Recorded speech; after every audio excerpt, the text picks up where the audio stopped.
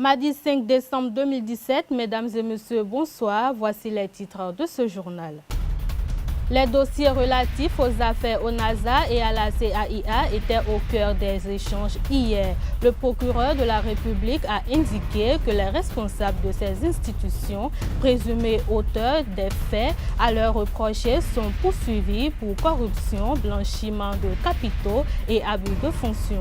Nous en parlerons dans un instant. Les caniveaux sont des canaux qui protègent des trottoirs, des eaux depuis en drainant les eaux de surface, le plus souvent vers des grilles d'évacuation. Dans ce journal, vous découvrirez l'état des caniveaux du quartier Hindé de Cotonou. Vous suivrez également dans ce journal l'impression de l'entraîneur bénino-camerounais Roger Janvier Emana sur les chances des sélections africaines à la Coupe du Monde de football Russie 2018. Papa. Oui, ma fille. Tu sais, je t'ai dit qu'après mon bac, je veux devenir journaliste reporter d'images, non? Papa, tu penses m'inscrire où? Esaü, papa.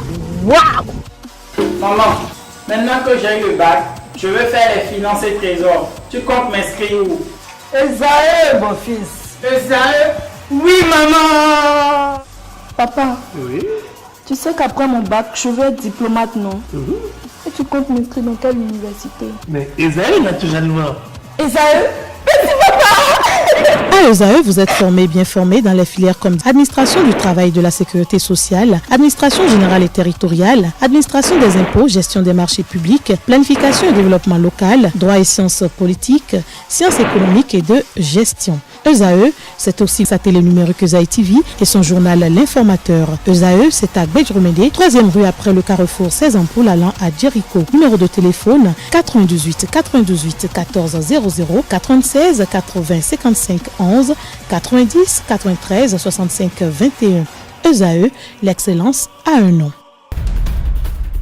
À nouveau, bonsoir. Les travaux de construction du pont de Sodo desservant l'arrondissement de Hevier dans la commune d'Abomey-Calavi sont arrivés à leur terme. La mise en service officielle de l'ouverture a été effectuée en août dernier. Les populations très heureuses de la réalisation de ce joyau se désolent néanmoins de la largeur du tronçon réalisé. ESAE TV a tendu son micro aux usagers et populations riveraines afin de recueillir leurs impressions.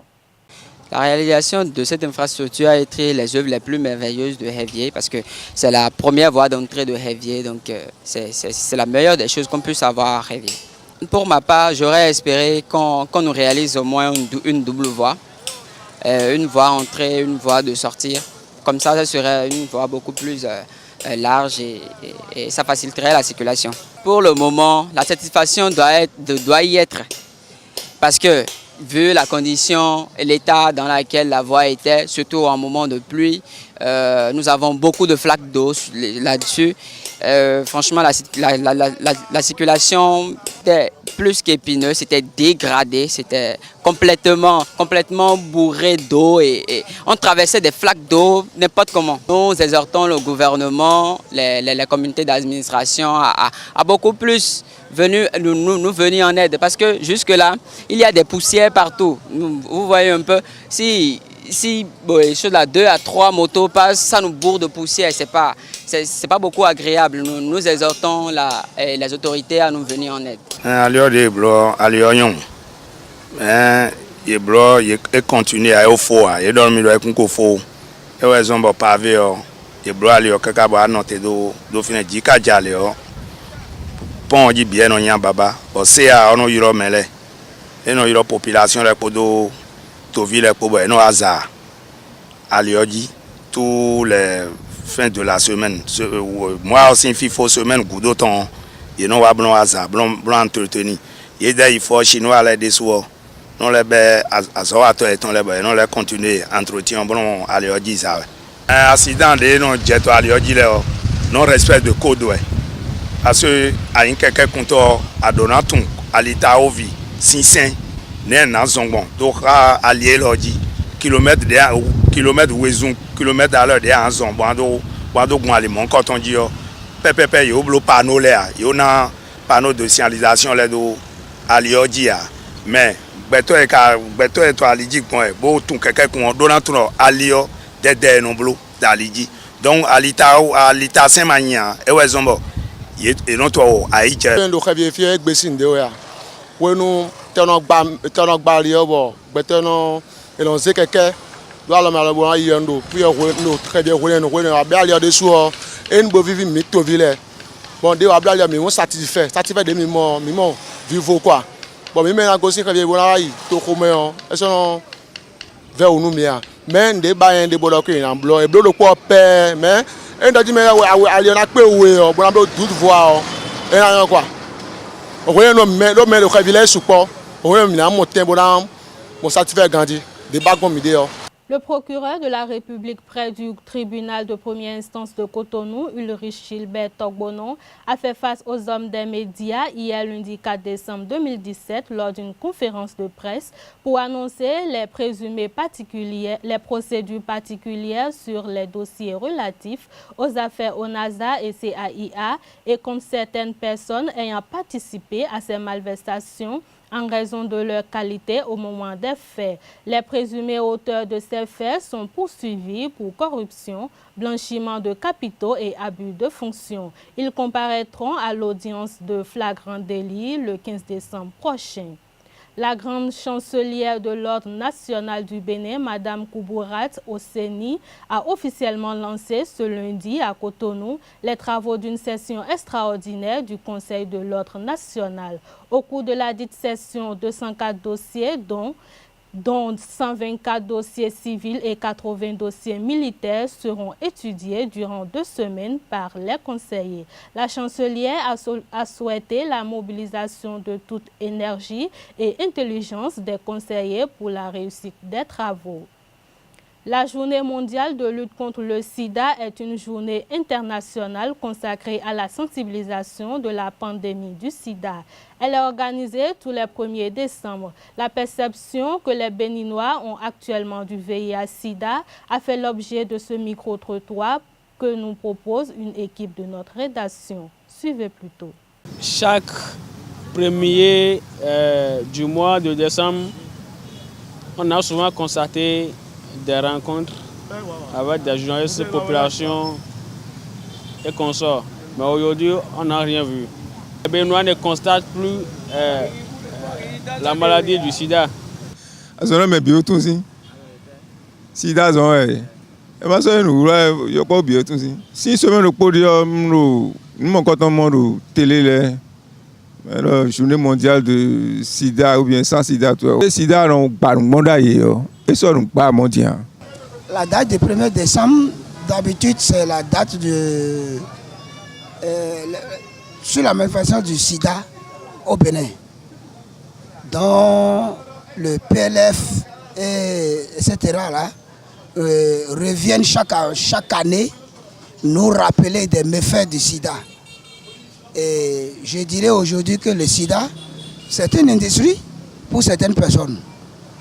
Même si aujourd'hui, dans mon propre pays, le sida est en train de reculer, mais aujourd'hui, les gens font tout pour faire croire à la grande population que le sida est un danger comme hier.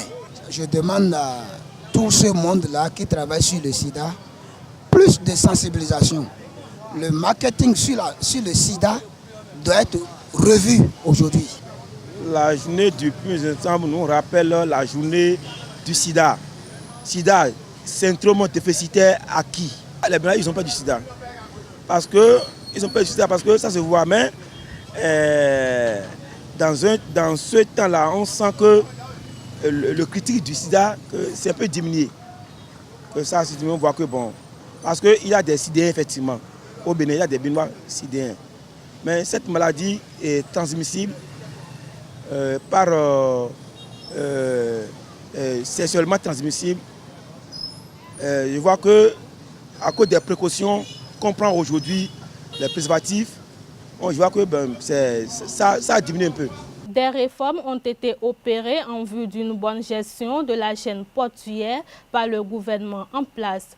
Nous vous invitons à suivre à cet effet les appréciations de 2 confrères journalistes reçus dans l'émission Info Hebdo de ce week-end. Mais vous avez suivi tout au long de cette semaine l'actualité relative à la gestion déléguée du port autonome de Cotonou. Nous avons suivi les journaux qui ont titré que les centrales et conférences syndicales et les acteurs de la plateforme portuaire étaient acquis à la réforme. Quand soudain, nous avons également vu ces syndicalistes, le collectif des syndicalistes, dire qu'ils ne sont pas acquis à cette réforme et que ce problème est déjà réglé depuis fort longtemps. Alors, qu'est-ce que vous pouvez dire à cet effet? Quelle lecture faites-vous de cette situation? Non, pardon, je ne sais pas les journaux dont vous parlez, ceux qui ont titré que... je ne vais pas en citer, mais quand même j'en ai vu. D'accord, je ne sais pas d'où est-ce qu'ils ont eu l'information parce que la rencontre avec le chef de l'État, je l'ai suivi comme beaucoup d'autres Béninois à l'ORTV sur la chaîne de télévision nationale. Et à aucun moment les syndicalistes n'ont dit qu'ils étaient acquis à la réforme. Je crois que les syndicalistes, dans leur conclusion, ont dit qu'ils devaient retourner à la base, rendre compte de tout ce qui a été dit par le chef de l'État aux autres acteurs de la chaîne portuaire et que la décision devrait être prise. Mais l'un dans l'autre, ce que je dois souligner, c'est que cette réforme avait été agitée il y a de cela quelques mois et les syndicalistes, en tout cas, ont dit que cette réforme n'est pas faisable. Ils ont brandi un certain nombre de tests de loi qui ne permettent pas à ce que le pouvoir en place mette en œuvre cette réforme.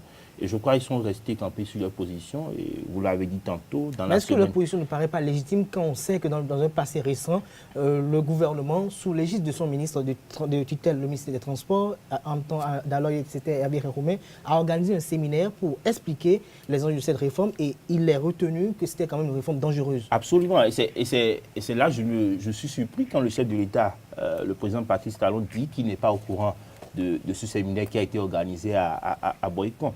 Vous savez, le port est toujours la chasse gardée des politiques. Et je suis d'accord que le président Patrice Talon veuille faire les choses de sorte que désormais les politiques n'envahissent pas le port. Mais alors, oui, mais alors, la réforme aujourd'hui qui est suscitée n'est pas la bienvenue au niveau des syndicalistes. Parce que l'État ne peut pas, à un moment donné, investir de l'argent dans la formation des acteurs portuaires. C'est-à-dire, c'est l'État qui paye la formation des acteurs portuaires. Narcisse Ressou va absolument répondre. Alors, Narcisse, quelle est votre appréhension de cette situation assez controversée? Non, c'est qu'il faut actuellement craindre par rapport à ce qui se passe au niveau de ce pays, au niveau du secteur de l'économie béninoise. Et quand vous prenez le Bénin, vous parlez de l'économie, fondamentalement, vous parlez du coton, vous parlez du porc. Et quand vous savez déjà que le secteur cotonnier, retourné dans le giron de l'État, est reparti aujourd'hui vers le privé, et quel privé vous savez? Lequel? Je ne sais rien. Et quel privé vous savez? Ceux qui dirigent le secteur cotonnier aujourd'hui. Martin Rodriguez est parti, il a vendu ses usines déjà à vil prix. Il est parti, il ne reste qu'un seul opérateur dans le secteur actuellement. Et quand vous revenez, vous quittez là-bas et vous revenez dans le domaine portuaire, vous savez que le PVI, déjà, à lui seul, engrange assez de rouges, c'est-à-dire c'est le poumon du poumon. Et quand on a déjà pris ça, on a déjà pris le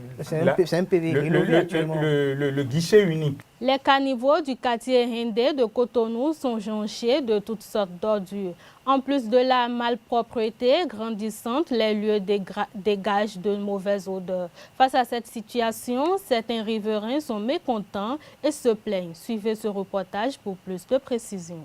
Des sachets, des restes de nourriture, des feuilles mortes et eau usée inondent ces caniveaux du quartier Hindé entourés de maisons et de boutiques. Certains riverains du quartier en sont mécontents, particulièrement Madame Monique qui, au quotidien, respire les mauvaises odeurs renvoyées par le vent. Ils sont des gros pollueurs. Tu vas les voir sortir de chez eux, venir jeter de toutes sortes d'eau usée dans le caniveau, et n'en parlons pas des conducteurs des émigrants qui prennent ici pour leur urinoir. Ce matin, j'ai balayé. Je suis là, je suis en train de balayer, le monsieur gare sa moto. Tranquillement, il se met à l'aise. Il prend sa moto pour partir. Et ça continue. Et on dirait que c'est épidémie. Et quand l'autre fait, il part, un autre, en même temps, ça se suit, tu vois 3 motos alignées. Je les regarde, ils n'ont même pas de vergogne. Ça ne les chatouille pas. Une femme qui est là, et vous vous mettez à l'aise devant, je dis, mais on est dans quel pays? Tu restes là-bas, monsieur, j'étais biomé. Baudor. Il te dit, et quand oui, il t'insulte avec des gros mots. Nous, on ne nous a pas appris comme ça. Ceux qui passent là, qui balayent la rue là, ils sont en train de balayer un jour ici. J'ai vu 3 personnes derrière eux qui sont en train de faire pipi. Les pauvres, ils vont balayer, l'autre vient, c'est trotte. Et tiens, on mange les quais, on jette. C'est dégradant. C'est dégradant. On a même honte quand les étrangers arrivent, garés, voient ça. De la maison, tu as vu, moi je ferme chaque fois. Parce que l'odeur là, ça me tue. De même, cet agent d'entretien occupé à mettre au propre la ruelle des caniveaux explique que les riverains eux-mêmes contribuent à la malpropreté des lieux.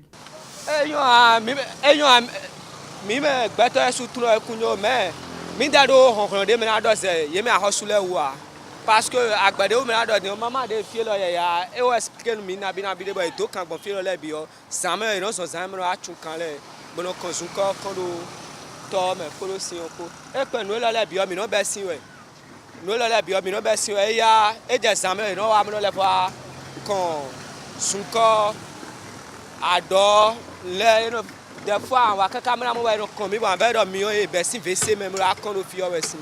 Ces témoins estiment que les caniveaux devraient être entretenus et non salis par les habitants du quartier, car les efforts fournis par la municipalité ne donnent pas toujours leurs fruits. Les percussions ont résonné au restaurant culturel Le Lieu Unique de Fidjrosset le vendredi 1er décembre 2017. Le groupe Woodsoon entendait Son du Bois a donné un concert à Cotonou après une tournée internationale. Reportage. Dans ces applaudissements ont ponctué l'exécution du répertoire de Woodsoon le vendredi 1er décembre. Le public du restaurant culturel Le Lieu Unique n'a pas hésité à danser et les artistes présents n'ont pas pu s'empêcher de monter sur scène.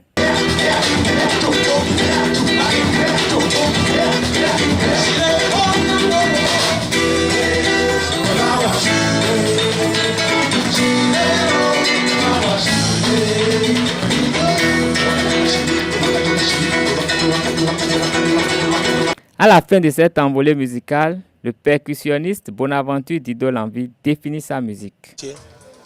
On n'est pas une musique que pour le Bénin, mais on est une musique universelle pour le monde entier. Le bois n'a pas fini de dévoiler ses secrets. La musique y puisera encore pour le bonheur des mélomanes. Parlons à présent du sport. L'entraîneur bénino-camerounais Roger Janvier Emana s'est exprimé dimanche sur les chances des sélections africaines à la Coupe du monde de football Russie 2018. Pour le coach du club de Ligue 2 béninoise UPIB, ONM, les représentants africains partent à cette compétition avec les mêmes armes que ceux des autres continents, sauf quelques exceptions près. Les Africains ont une chance. Ils ont quelque chose à jouer, ils ont les mots à dire dans toutes les poules où ils sont. Pourquoi? Parce qu'aujourd'hui, le football, on ne peut plus dire qu'il y a un seul pays qui a la connaissance, la monopole de la connaissance footballistique. Le Nigeria, vous avez vu un match amical, comment le Nigeria a pu battre l'Argentine 4-2 alors qu'ils étaient menés 2-0 en mi-temps. Les équipes africaines ont déjà joué les quarts de finale, notamment le Cameroun, le Sénégal. Hein. Donc il est possible que cette année soit l'année de l'Afrique. Je ne dirais pas remporter la finale, mais pourquoi pas jouer les demi-finales. Je compte un peu sur le Nigeria d'abord, en première position, et l'Égypte. Donc je me dis qu'il y a une opportunité pour nous, pour que le continent africain puisse hisser en demi-finale cette Coupe du Monde. Vous savez, une équipe qui est qualifiée pour la Coupe du Monde, c'est une équipe qui a mérité sa qualification. Elle n'est pas venue vendre sa peau moins chère, elle est venue vendre sa peau très chère dans cette compétition. Donc il n'y a pas une petite équipe en Coupe du Monde. C'est les meilleurs des continents qui sont représentés en Coupe du Monde. Donc par rapport à cela, moi je ne dirais pas qu'il y a une poule qui est favorable à l'autre. Les poules sont égales. C'est vrai qu'il y a des ténors comme le Brésil, l'Allemagne, la France, l'Argentine. Mais laissez-moi vous dire que ces équipes aussi peuvent se voir battre par des équipes africaines. C'est très sûr. Donc moi je ne dirais pas que le Sénégal a hérité d'une poule favorable. Non, c'est une poule aussi si difficile comme tout le reste des poules. Il faut rappeler que le Nigeria, le Sénégal, le Maroc, l'Égypte et la Tunisie sont les pays africains qualifiés à ce mondial. La compétition démarre le 14 juin 2018 avec le match Russie-Arabie Saoudite. Elle s'achève un mois plus tard. Les play-offs de la Ligue 1 de football du Bénin démarrent demain, mercredi 6 décembre 2017. Pour le compte de la première journée, ESAE FC joue Énergie au stade Général Mathieu Kérékou de Cotonou. Cette journée connaîtra 2 autres affiches, à savoir Jacques, Buff de Parakou au stade René Pleven et à Misrété. Les matchs de ce mini-championnat à 6 clubs se jouent en aller et retour. Mesdames et messieurs, c'est la fin de ce JT Soir sur ESAE TV. Merci de nous avoir suivis. Restez toujours connectés sur les www.esaetv.com. Bonsoir.